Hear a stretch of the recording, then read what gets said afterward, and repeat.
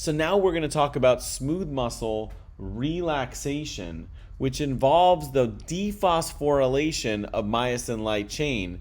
Remember, when we want smooth muscle contraction, we want to increase the phosphorylation of myosin light chain. So now we're just doing the opposite. So how does this work? Well, remember that calcium is responsible for activating through binding to calmodulin, myosin light chain kinase. So if we can reduce the intracellular calcium, we're going to remove that stimulus for activation of myosin light chain kinase. And so how do we get rid of this calcium?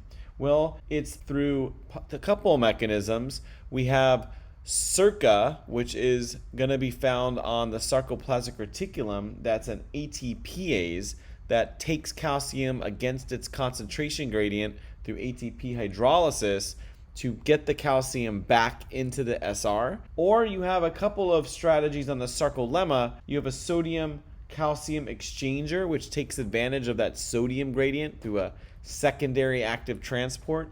Or you have a calcium ATPase as well, that's primary active transport. In all of these cases, though, we're removing the calcium back into the SR or out of the cell, reducing the cytosolic calcium levels. We also have regulation through protein kinase A, that's the cyclic AMP dependent protein kinase, and cyclic GMP dependent protein kinase G. So when pKa phosphorylates myosin light chain kinase, we get a decrease in activity, and when the myosin light chain phosphatase is phosphorylated by PKG, we get an increase in activity.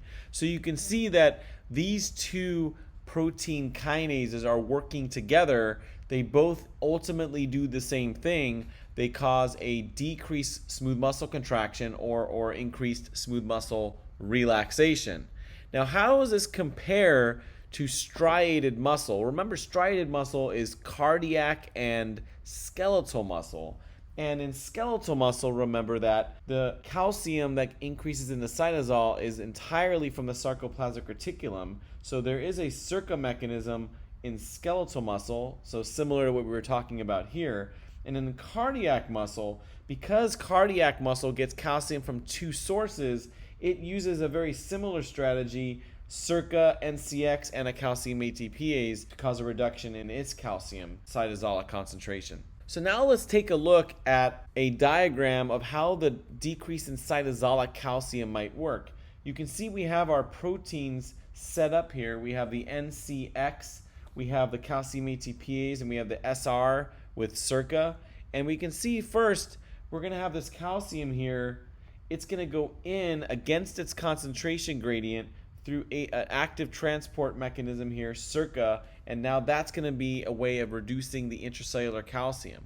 I also have a calcium ATPase, again, getting it out of the cell, and that reduces the intracellular calcium concentration. And you can see I also have NCX, which calcium is going against its gradient, but sodium is going down its gradient. You have 3 sodium coming in, down that electrochemical gradient.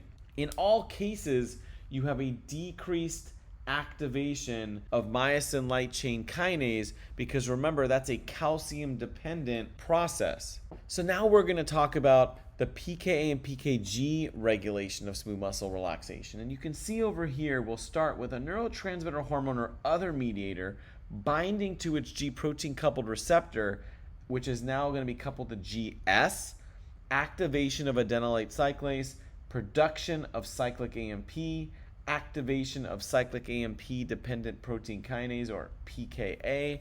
And now what's going to happen is that pKa is going to phosphorylate and inactivate that MLCK, reducing its activity. Also, we have nitric oxide, which could be coming from a drug. There are drugs that release nitric oxide.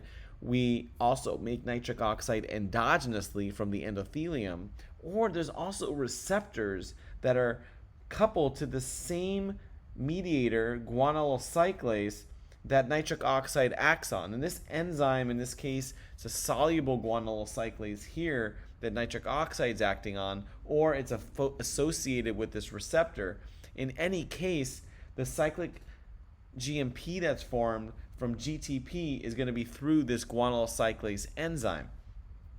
Now, cyclic GMP, when it's increased, is going to activate protein kinase G, which is a cyclic GMP-dependent protein kinase, and the PKG is going to phosphorylate the myosin light chain phosphatase, activating it, causing dephosphorylation of that myosin light chain, keeping it in this inactive form, promoting relaxation.